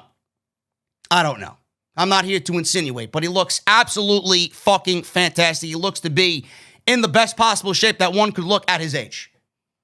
I'm not saying Jericho has to look like Ken Shamrock, but who just recently worked for Impact Wrestling, may still be with Impact Wrestling, I'm not sure. But I'm not saying Jericho has to look like Ken Shamrock, but my God, man, you looked so much better a year ago, a year and a half ago, before AEW got started. What happened? Is it the pandemic? Did everybody get lazy? What happened? Could Jericho look better? Yes. I'm not going to sit here and blast Jericho over his dad bod. That's what fucking trolls and troglodytes on social media do. I don't give a fuck what they say. They don't know any better. They just got done watching a basketball game that's more scripted or just as scripted as a fucking wrestling match. I don't give a shit. Who gives a fuck what they say? These are people that haven't watched the program or a wrestling program in years. They don't know any better. They're only there for social media clout for 15 minutes, so they got their 15 minutes of fame. Great. Jericho is great at what he does. Jericho's in AEW for a reason. Jericho's positioned at the top of the card for the reason that AEW is right now the number one wrestling show outside WWE. They gave him the ball to get them the traction. Could he look a little bit better? Absolutely. We could all look a little bit better. It's not going to take long for Jericho if he really wants to get back into shape to get back into shape. He's someone that touted DDP yoga. I don't know if he stopped doing it. I don't know. His workload kind of lessened up a little bit. He was more a figure instead of a wrestler. I don't know. But could he look a little bit better? Absolutely. The Smackdown rating is in for FS1. WWE drew a 1.030 million viewership on FS1. They scored a 0.3 in the 18 to 49 demographic. That viewership might seem low, but it's actually great for Smackdown on FS1. The last time they aired on FS1, they only earned an 881,000 viewership. The time before that brought in 888,000 live viewers. Last week, Smackdown brought in a 2.106. They scored a 2.141 million viewers in the first hour and a 2.071 in the second hour. Last week, they pulled in a 2.029 million overnight and scored a 0.0 or a 0.50 rather in the 18 to 49 demographic. So SmackDown did over 1 million viewers on FS1. Got to be looked at as at least better than what they've done in previous nights on FS1 when they got preempted. SmackDown seen Bayley versus Bianca Belair. Bayley pinned Bianca Belair. Carmella hosted a, yes, I know. Bayley cheated, and Bianca should not be pinned. I know, but I didn't really think too much of it. Now, if it continues to happen on a weekly basis, then I'm going to have a fucking problem. But I didn't really think much of it on Friday. Carmella hosted a champagne toast. The first annual Sammy Awards, hosted by Sami Zayn. The Street Profits versus Dolph Ziggler and Bobby Roode for the SmackDown Tag Team titles. The Street Profits won that. Sami Zayn was interrupted by Big E. Instead of giving himself the Wrestler of the Year, it went to Big E. And Otis versus Shinsuke Nakamura. Otis beat Nakamura. Roman Reigns addressed Kevin Owens before TLC. And the Riot Squad beat Tamina and Billie Kay, which was cancer to my eyes because Tamina and Billie Kay on TV are just awful. And then I have to watch them together on TV, which is just as nightmarish as anything that you could possibly conjure up in my world. So that was SmackDown. Not really a good show, but Bayley and Bianca Belair was the most important thing to come out of that show. And obviously Roman Reigns with Kevin Owens. They've done a fabulous job at building whatever they got going on for the Universal title. Aleister Black. Aleister Black's name isn't even brought up in creative meetings anymore. Now, Black's name doesn't come up on television anymore, and he was sent to Smackdown. He vanished. Everybody's wondering what's happening with the former NXT champion, being that is his greatest accolade. Ringside News asked around about Aleister Black. Now, Kevin Owens actually said something recently about Aleister Black in an interview with Fightful. He said that Black's passion for pro wrestling is unbelievable. And he agrees he's far too talented for WWE to let him fall off the map. He's Aleister Black, a very creative guy, really imaginative and very passionate as well about his own personality, image, character, and the way he's portrayed. That's something you got to do because sometimes it's easy to get lost in the shuffle. That might have happened to him over the last year. I'm sure he'll bounce back because to me, the little I've interacted with him, he's too passionate to fall by the wayside. Now, Ringside News started to ask around what's happening with Aleister Black. We're told that Black's name is never mentioned in creative planning. He's also not injured. They just aren't using him. Now, some fans are theorizing that Black is being punished. And if you came to me and said, JD, I think Black is being punished. If you told me that, I would not look at you and tell you that you're wrong. He's absolutely being punished no matter what dirt sheet says that he is not, no matter what Meltzer or Alvarez says. Black is being punished. Now, the idea is that Zelina Vega's release and her talk about unionizing in the world of pro wrestling upset WWE enough to wipe her husband, Aleister Black, from television. Ringside News says that's not the case. I don't think that is legit. I think Zelina Vega has everything to do with why Black is not on TV. Her firing and her talk about unionization is not to be laughed at. That is legitimately the reason why Black is off TV now. I got another reason, which I went over once before, and I'm going to say it again. Black's poor booking predates WWE's third-party ban and Zelina Vega's termination. Now, this is only a cherry on top of the cake. She said what she said. She did what she did. She, went against WWE's obvious plans here for third-party platform bans. Opened up an OnlyFans and this and that. Didn't want to leave Twitch. That only solidified them not pushing Black. Paul Heyman had a vision for making new talents, and Aleister Black was a part of that. And Bruce Pritchard right now is not in the business of making new stars. Another example was Apollo Crews. He was also a Paul Heyman guy. He won the United States Championship, received praise for his in-ring work while Heyman was the executive director of Monday Night Raw. Heyman's firing saw Apollo Crews drop the U.S. title, get drafted to SmackDown. Now he is pretty much non-existent. Folks, I could sit here and blame Zelina Vega being fired. Fine. Cherry on top of the cake. The reason why Aleister Black is being punished right now is because of this internal war between Paul Heyman and Bruce Pritchard. Everything that Paul Heyman wanted to do was and has been and still is being erased by Bruce Pritchard. Aleister Black is a part of that. And for some reason, Bruce has it in for Paul. I don't know what that exact reason is, but maybe he wanted to get back at Paul for, not being a WWE guy, throwing his power around. Maybe he thought Paul Heyman was doing a better job and he wanted to just bury everything Paul Heyman did to make himself look good in front of Vince McMahon. I don't know. But the reason why Aleister Black is being punished is because Bruce Pritchard is getting back at Paul Heyman for whatever the reason is. I would bet my money on that. Now, why does WWE employ Aleister Black if they have no reason to use him? I don't know. Because they know if they let him go, after 90 days, he's probably going to go to AEW. And then Zelina Vega is released, so they'll probably go there together. And there'll be a manager, performer type duo in AEW. And the world's the limit for Tommy End. Right? That's why they won't do it. Who knows how long this guy's got on his contract? I don't see anything happening with Aleister Black on the main roster. All the reports saying that he asked to be moved down or hinted at moving back down to NXT and they denied him. That all goes with the punishment. Oh, you want to be better now because you think going to NXT is going to remedy that. No. You're on the main roster now. So Bruce is really nailing in that aspect of punishing Aleister Black through Paul Heyman and punishing Aleister Black even more so for what Zelina did. Triple H is not going to really be bothered about what Zelina Vega did. He's going to push you because he wants talent. He's going to push you because you're one of his boys. Or, you're one of Triple H's boys. So we're not going to reward you for what your wife did. We're going to punish you and make sure that you stay punished. It's fucked up, man. It really is a fucked up situation. Bruce Pritchard is, again, I say it all the time, Bruce Pritchard is a cancer to WWE for this reason. If Bruce was in the job of pushing new talent, don't you think he would have went to Vince McMahon and say, hey Vince, we got to push Aleister. He didn't even bring up Aleister. You don't even bring up Aleister. So Vince probably forgot who the fuck Aleister Black was. Unreal. Bruce will see that they continue to get buried. That's the type of executive director you want.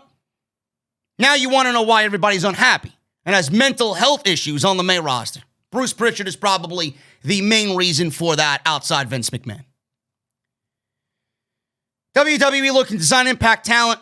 This is no secret. They don't even use half the talent they fucking got. They want more talent. According to Wrestling Observer Newsletter, WWE has their eyes on a few top Impact talent. It wasn't specifically noted who the company is looking to sign.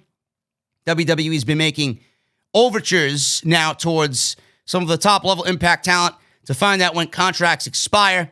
2021 could see several Impact stars make very important decisions about their future. WWE has deeper pockets than anybody, as you guys know. If they really want to sign somebody, it will be definitely hard for the talent to refuse the money that WWE is going to throw at everybody, especially seeing that everybody had a very stressful and uneventful 2020.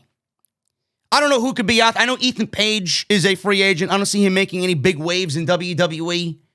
Triple H might get some use out of him, but what is he going to do? They just signed the Rascals. Who else is a free agent? I have no idea. I really don't. The fuck do I give a shit who's a free agent in Impact? They're going to eventually go somewhere. They're not staying with Impact their entire career. Somebody in the business working for Impact is not going to end up with Impact for the majority of their career. They're going to go to an AEW or a WWE. You're not going to grow in Impact. You're not going to get more eyes on you and what you're doing being an Impact. Does this include Sami Callihan? I don't know. Does this include Rich Swann? I have no idea. Does this include Chris Bay? I have no idea. I don't know. Maybe some of the women. Taya Valkyrie's up as well. She's a big name over there. I don't know who this includes. WWE's going to be on that list, no question, because they're looking to replenish NXT, because there really isn't anything to replenish NXT with, because everything is dead. Nobody is in business right now. So Impact, they may see a mass exodus sooner rather than later. What good is it going to do? I don't know. They don't even use the fucking talent they got now.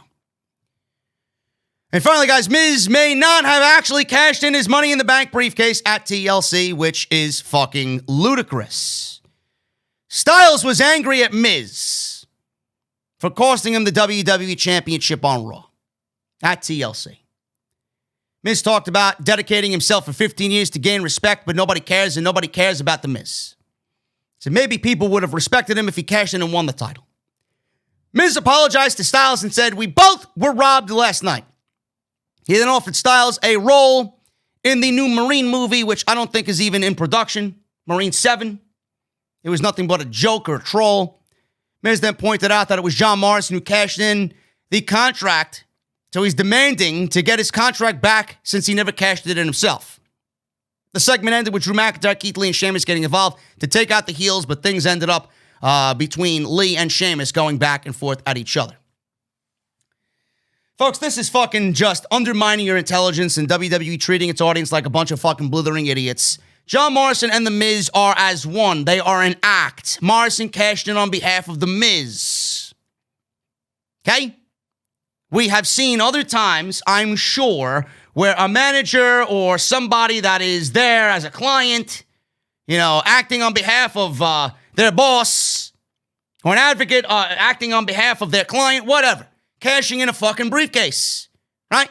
Lesnar never cashed in the fucking briefcase. When he did, it was Heyman who handed it in, right?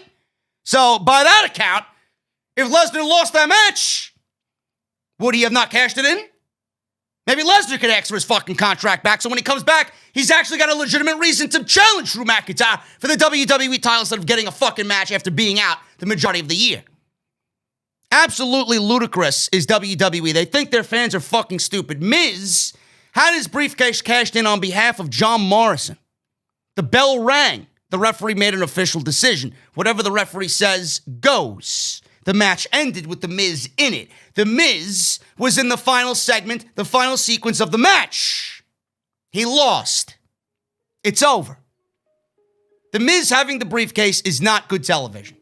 The briefcase did nothing for The Miz. The Miz did nothing for the briefcase. WWE ruined the entire Money in the Bank concept in this year alone. Not only that, it's been trending downwards year after year after year the last 3 years anyway. WWE has done nothing with the briefcase. And I mentioned this on Sunday night when I did the TLC podcast, the post show. I don't know why they just didn't keep it on Otis and build Otis up a little bit more to look better than he does now. They could have kept it on Otis. Otis could have made a dumb babyface decision instead of cashing it in a weaselly way. Dumb babyface syndrome. Cash it in on a Reigns, cash it in on a McIntyre, whatever the case may be. McIntyre or Reigns would bring him to a good 10, 15-minute match, put him over, make him look good. He fails in cashing it in. He loses. He looks good in defeat. And all would have been all right with Otis. And then you might have gotten a better perception of Otis in that situation. Instead, you took it from him, gave it to The Miz, you did nothing with it. All you did was book Miz to lose the fucking briefcase and fail coming up with a intriguing way to even do that. So why did we need The Miz to have the briefcase? I don't get that. Instead of building Otis up, you failed everybody. That would have been a lot better than giving it to the fucking Miz to have him drop it at TLC in the manner that he did. Now, some of you might not agree with that, but it's a much better situation than whatever we seen happen on TLC Sunday. WWE's trying to undermine your intelligence. The simple fact that they are trying to do that is that reason, A. And B, WWE is going back to maybe give The Miz his briefcase back because they have absolutely no fucking plans for The Miz and Morrison at all. And they think by having the briefcase back with them that it's going to give them some creative outlet to maybe expand on booking The Miz on television. The Miz is dead now. The Miz will be dead if he gets the briefcase back. He was dead with the briefcase the first time. So what is the point? I see no purpose in this being done. All it is doing is WWE changing the rules because they're creatively bankrupt and they have no fucking plan for anybody on this show or with the Money in the Bank briefcase. It sucks. It absolutely sucks. Guys, that is all I got for you. Thank you so very much for joining me on Off the Script. If you enjoyed the video, please hit that thumbs up. If you enjoyed the video, please consider hitting that subscribe button down below and turning on that bell for all notifications. I'm gonna leave you as a late Christmas gift, a blooper. Now, if you guys were watching me during this entire show, you would have seen a Bray Wyatt picture hanging above the Kurt Hawkins photo right there, right next to the Seth Rollins. He's not there no more. Apparently, when I started talking bad about The Fiend, the spirit of The Fiend somehow infiltrated my office here and did something that scared the living shit out of me that I had to edit out of the podcast. But I'm going to show you guys just this clip right now because we talked about how Bray Wyatt's career in 2020 died and how Bray Wyatt as The Fiend is just a fucking failure creatively. So I'm going to leave you a nice little outtake.